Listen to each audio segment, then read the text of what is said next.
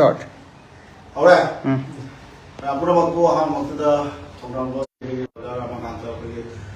takanto dulu ko ang ras ko ng pulle na sini live sa ibang mga so ko Facebook post ki tang dali haja ka ng sini Facebook live so Manipur Autonomous Council ko demand Manipur Autonomous Council kani marami to ribuno adula ko ng coordination committee same phone la ko problem. Hola. Ahan ko sin ko yo la santida ni Maharawan ka namin Hussein. Matang sinatin ng doon mama sa organizer na. Kalau kaso na dito kano to. Ma matang video eh, ma.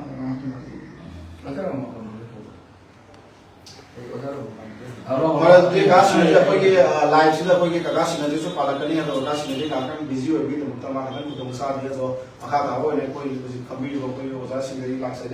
आन दे वजह कोई सियारमैन में भी कोई वजह शांति दे हजगे वजह कोई ना ऑटोनोमस काउंसिल डिमांड कोऑर्डिनेशन को सेम है तो वो कोई पब्लिक में आम कुछ में आम के कोई कहीं दमन की सेम ऑटोनोमस काउंसिल के काम करी कहीं हम से में आम Ay yung kaumong sambil mak ay sama ako untuk nong na semi para me pun mga ta siyang iba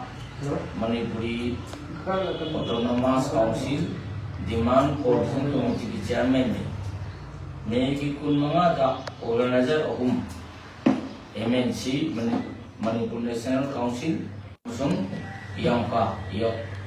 Manipuri Association yung Manipuri Council Assam Akong sino organize tabu juga koi London sigi kasar helakan jenis sing London sigi Silinau sing isen sing amasong ahan London sing lengwi datuna akoi Autonomous Council lama Manipuri Autonomous Council lama samda sem doi adre maramdi akoi gi assembly amasong parliamenta Manipuri community gi difference later bana akoi politically socially economically emotion educationally na simba akoi bagi kaya akoi sota na rele akoi sota buse Manipuri Autonomous Council lama semraji madana soidana nakalakani umsung Manipuri society mitei society as a whole sakot pangamakani habagi wakal wanda akoi organization tara na pullo ga semjabani itu dah,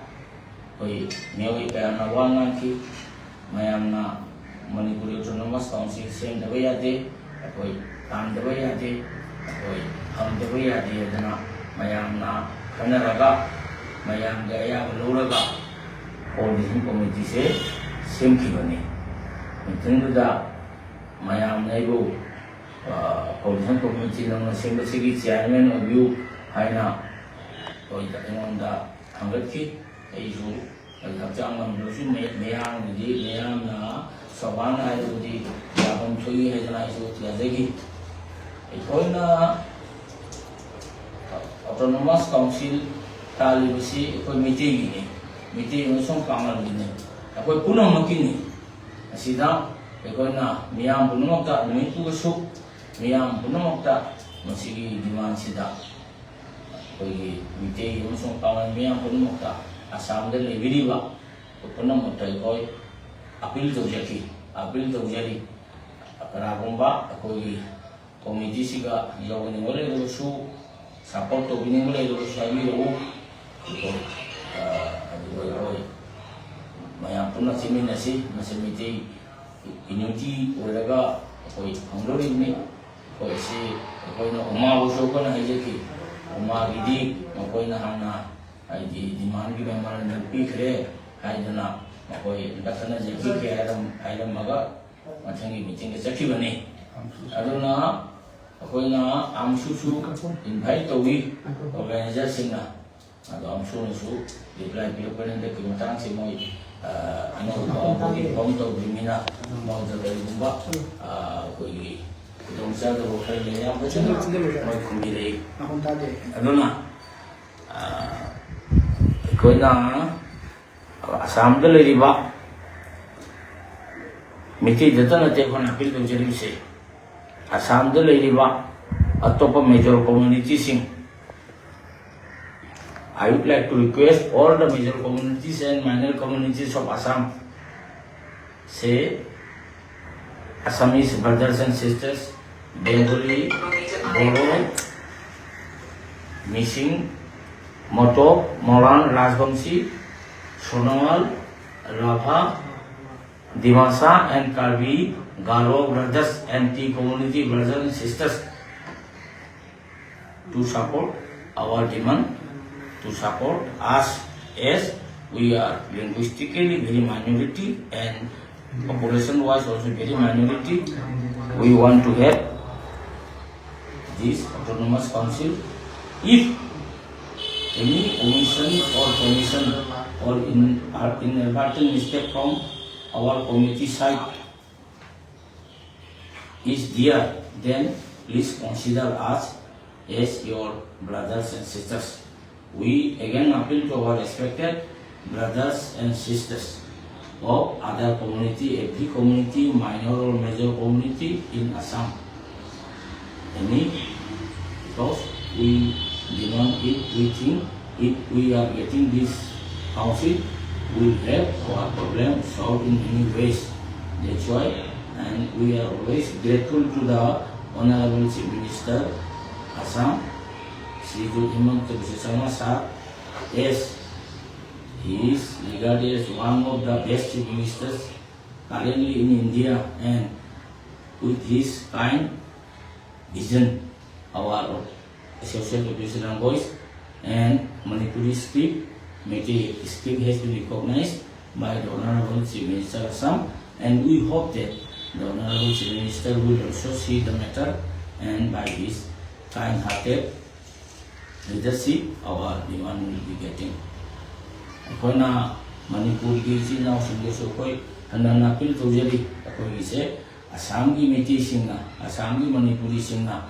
ai tanjebo demand oi su Manipur ki china singge su moral and other support hangane na khanje.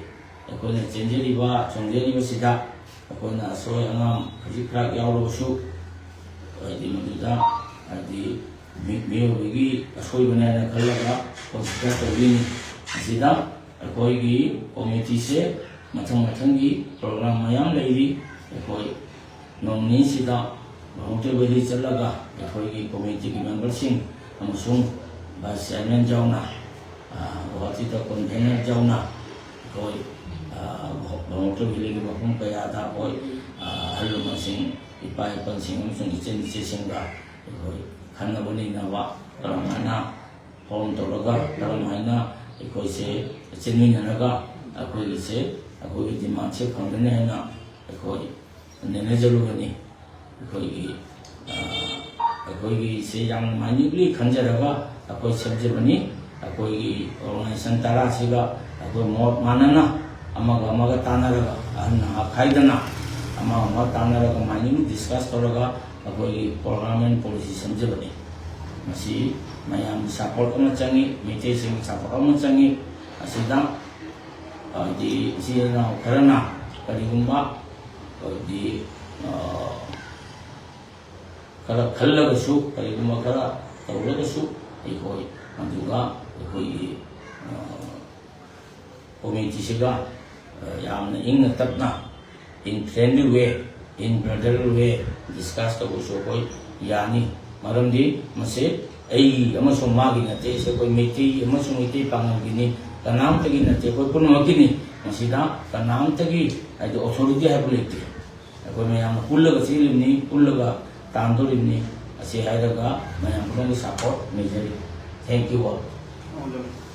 Saya juga jawab matan ai asing same person chair ai oza working chairman ai working group autonomous council demand coordination committee ke oza dikai maka antada ai oza jida hanjage same question oza autonomous council demand coordination same ti base kai same chuna do ko ai sigi pandan je kai kai mon ni am ko ni oza मैं अपना मक्को रमजरी आई में advocate नाम रमाकांत मजी नौना position जरी बा Manipuri autonomous demand coordination committee की working chairman हो जरी मैं आमना खंबी नुशीदना मैं आमनी थोड़ा रोइना कोई ऑर्डिनरी कमिटी सेंगिबदो मदुगी मतुंगिना कोई थबकसी मथं कोई ससनगनी कोई कया कया जात लेजरे हाकी ममांग अखोगी कोऑर्डिनेशन कमिटी सिगी चेयरमैन ओइबिरिबा इकाई mathematic चारबा कांगम Shanti Kumar retired ACS officer याम बजना कमाई तो कोई ऑर्गेनाइजेशन सी कोई ऑर्डिनरी कमिटी सेंगिबनो मसीना कोई करी पांदमनो मसीदा कोइना तौगदबा थौदो सी मसी कोई तौगदबा थौदांग कोई तौगदबा कोई द मयामना थौदा बिरपा मयाम हारप साइजन पुरम कोई वेलकम तौजेरी अदुबो लाइव एक्टिविटी मतम मतमदा कयानी कोई हाकी मांग कोई चेयरमैन तकपी जोनी कोई की केनोसी मणिपुरी ऑटोनॉमस काउंसिल सी आई खतर तांगदबने हाइबदुदी अदुदी मदु याम लांगने खली कोई मतम कोई सोशल मीडिया दा कोई लाइव थीबदी कोई उजेम होंगे मतमदा कोई ऑटोनॉमस काउंसिल सी कोई सेमी कोडिंग कमिटी सी मसी साबोटेज कॉन्स्पिरेसी का हाइब लैंग्वेज से नतना पेपर द फोंबा दी करियानी मसी वन टॉक्सी करिनो खंगबा अखोई समाज का करियानी मदुगी पीरी बपोट को कोई नेता कांगो खंग है कांगो ने मदुग सपोर्ट तो से मसी याम लाइव थी बने लगी मरमदी कोई करियानी सामो मतुंद पेना पुबाइदो सामो ने चटपदुगी मतुंद पेना पुंगिदो पेना दो सामो दुगा इंपोर्टेंट होई दिया अदुग समानबा अदुगा चप पाखंगे लगी मसी याम लाइव थी बने मसी तोबिगनो मरमदी मणिपुरी ऑटोनॉमस काउंसिल फंगबई तुंगने कनाना करी तौने दी मसा मतोतर दुम लाक्सेगद पोली मसी कोई डिमांड मरमदी मसी लेहोदव तारगदी मणिपुर की मपान लेब आसाम को स्टेट सिदा मणिपुरी को जाति सिगी कोई खाते में कोई चेयरमैन ता हाइबीगदनी मरमदी कोई रिप्रेजेंटेशन अमो लेथे कोई एमएलए खंगी कोई एमपी खंगी कोई मिहुन अमो लेथे कोई मसी नतना कोई इकोनॉमिक की एंड पॉलिटिकली मसी कोई दा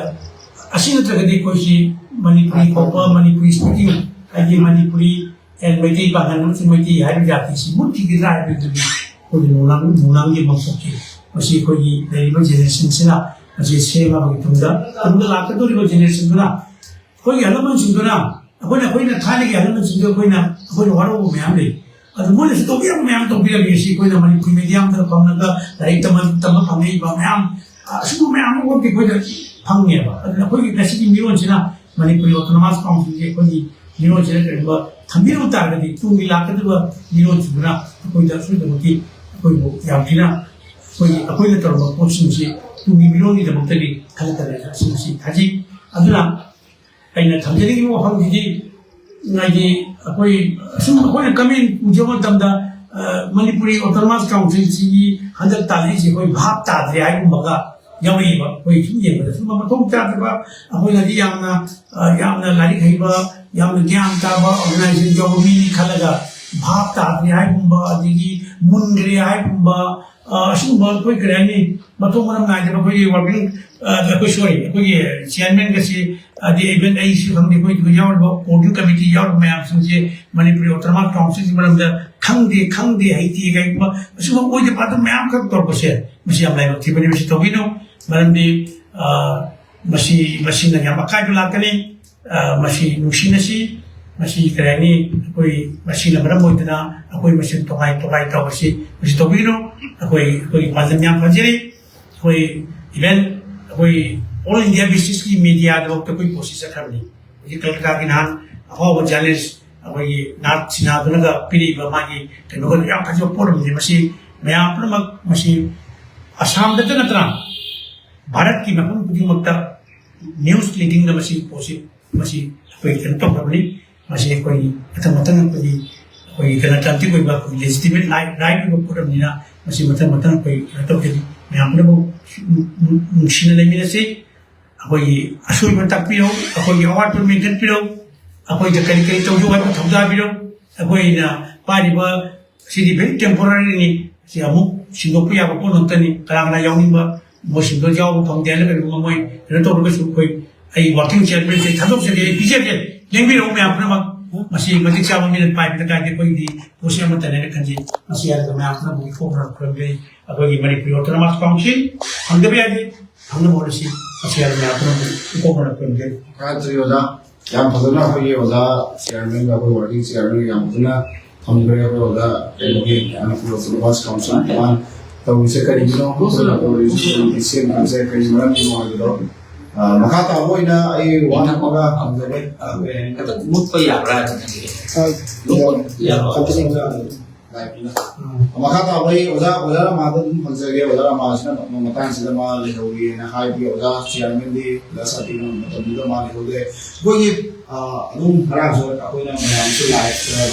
कोई थिना बाय 2022 दा कमीशन मा सीएम की कोऑर्डिनेशन कमिटी मा सीएम की ना मयाम आई वन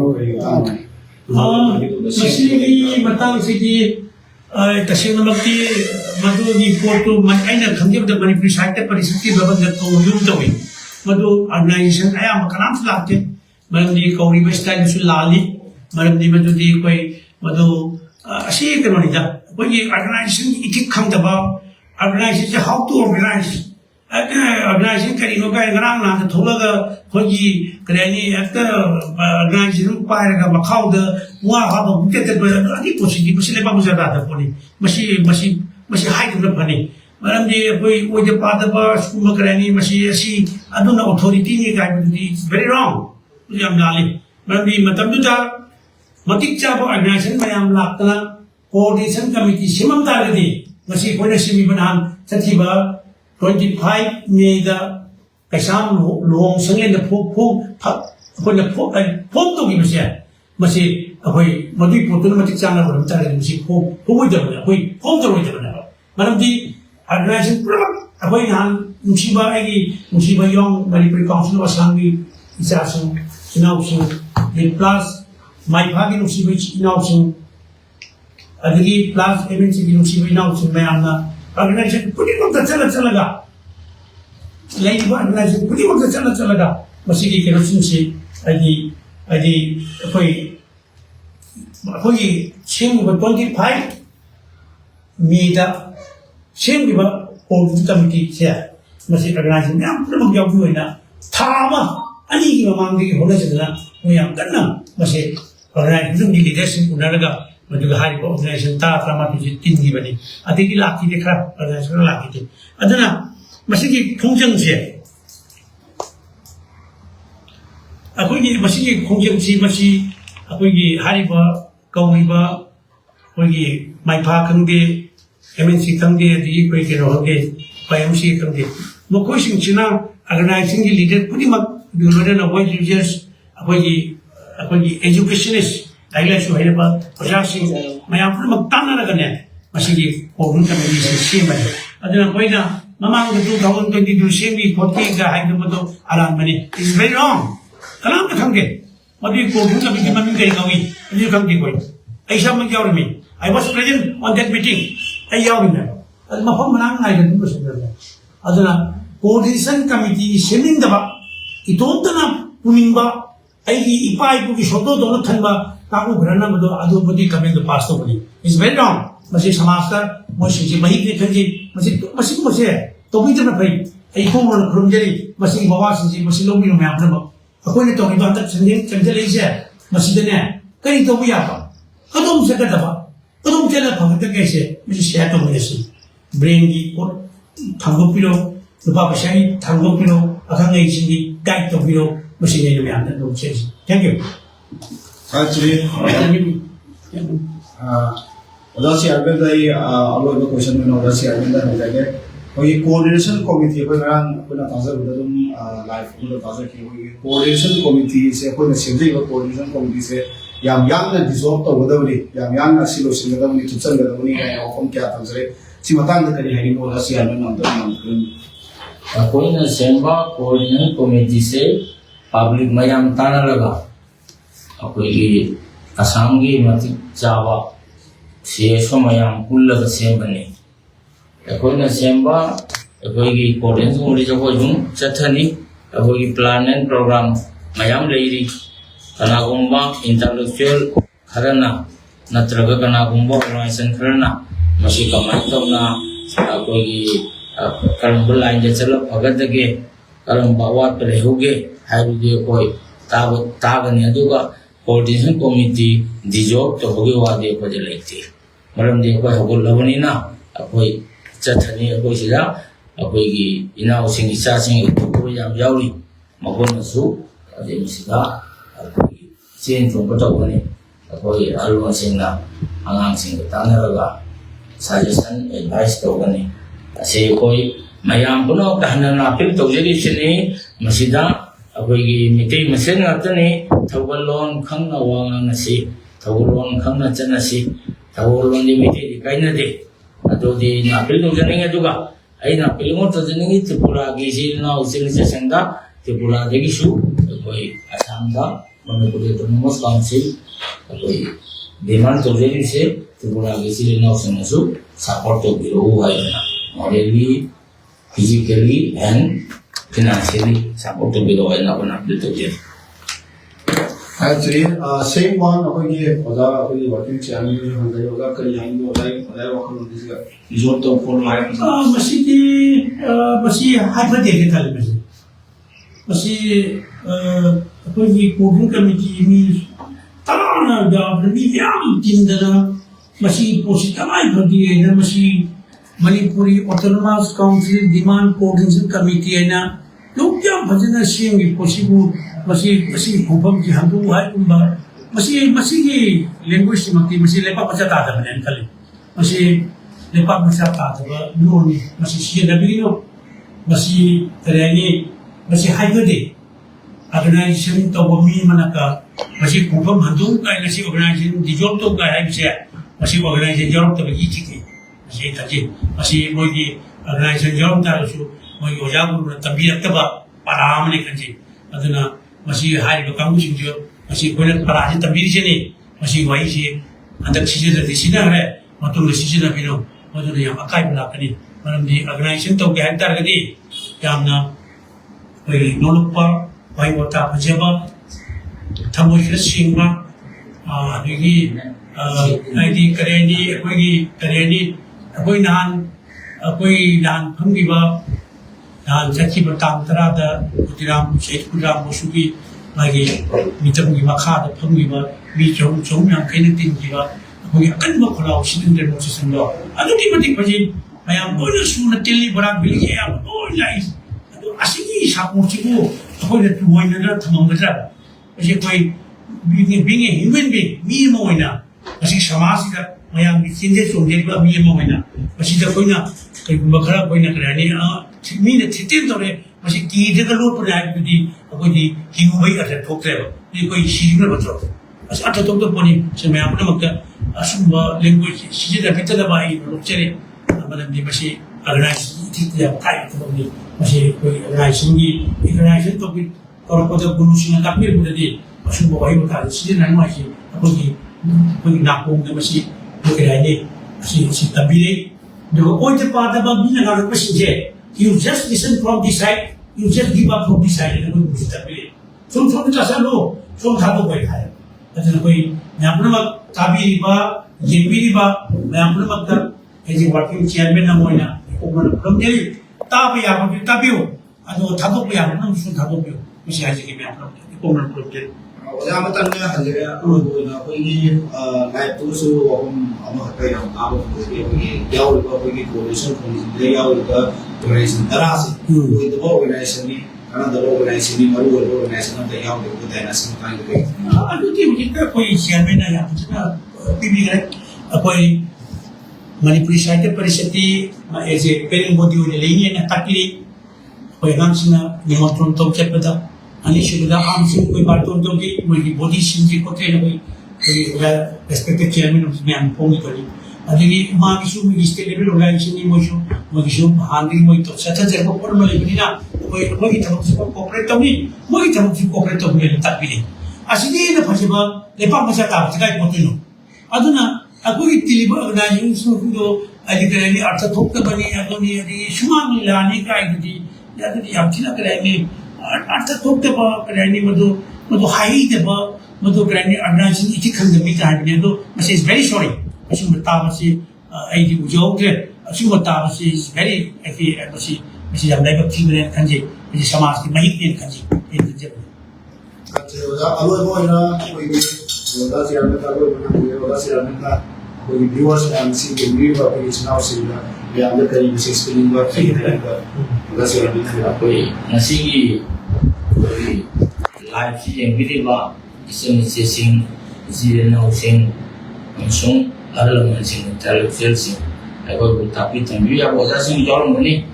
अकोई ना चेंजर चोंगेरीबसे मणिपुरी कम्युनिटी ने मेते मुसुम मेते पांगल कम्युनिटी की असंग कासिन को याद रहेगा भवन प्रवीली काबियांगलों आप दिवासाओ बराबरी असंग कासिन को याद मेते इतना मक्तिन शुभिया की मेते अजुगी की दिगो की मेते इतना मक्ता एकon hai dannan wan sang ko karama koromjeri ajuga ekoi की डिमांड से पुण्य चेमी नसी आयान पुनः मक सपोर्ट के दु अको मिति हिंगे नसी मिति मक हागे लगे हिंगे नसी अको मिसिंग लुपो योसु मिसिंग बगे मतु मति अको सोशल ऑफिस लैंग्वेज फंगरे जो की मिति स्क्रिप्ट फंगरे अहंदे की सिटी युजिता वागे की चावबा डिमांड है लोई मरंदी अको की असेंबली जनत्रगा पार्लियामेंट असम की मिति representative लेतबनिना aduna mite musung mite panglising now sing ikai kunero sing kuno na sida support to view ikoda idi kari pokta pibiro kari to boy age kari to boy ate koi khanna raga losen dia ya to bosol do mayangi koi gi kholau de ne pangje ni asi haida koi ai matang sida mayang mun ko mayang moral support physical support financial support ko mutho thani na kali कोई मैं हम लोग दोहना ना करेंगे thank you actually अभी वाला chairman वो alloy बोइना कोई मणिपुरी अभी कोऑर्डिनेशन कमिटी इस पर कॉर्डिनेटर होगी कोई यामा कोई आउटकम लखिका का कोई लेजर पर याम दई अलोय बा याम है हम जरूर से कोई सुनाइला मीडिया दा सोशल मीडिया दा सुनाइला कोई के मी वो कोई सुनाइला से मुझे कॉन्टेंट तो तो भी रिसोर्ट तो तो मैं लो मीडिया ही थ्रू में हम हाईलाइट को देखा तो जो होगा कोई याम आउटकम लखिका तो करी है Radio wakiladi musikan di sosial media ICT jom menung da phamala wanga room menung da try room karan phongal ya sukham da wa khali video da ba to maina dari ba bacha sabla video da aduga kumara sukhan de e wakiladi kalino because tawri kuno mak mete jati ki tam tawri ni chen jom kuno mak mete jati ki no to bona tani aduna mete bichang tani adu ki power do yam na so mete media da yam na focus karte adu numai ka face to face unasi mayam organization ni apoi coordination committee ni organization tara na se ni और ताना से वो organization पूरा mak bola samde yam na phau na le ko organization na tani amar wo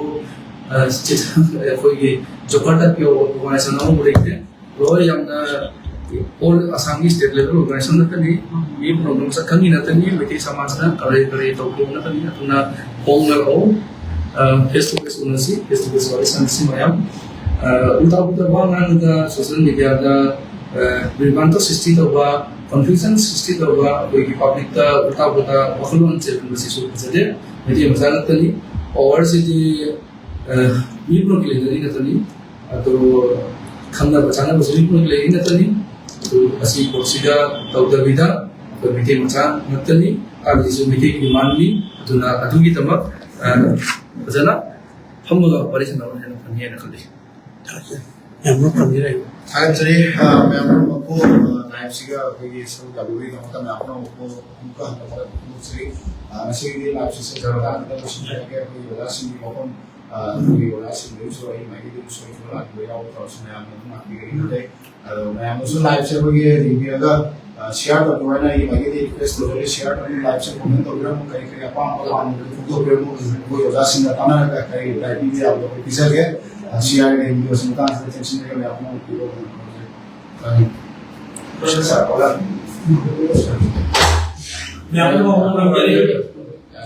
Namaskar.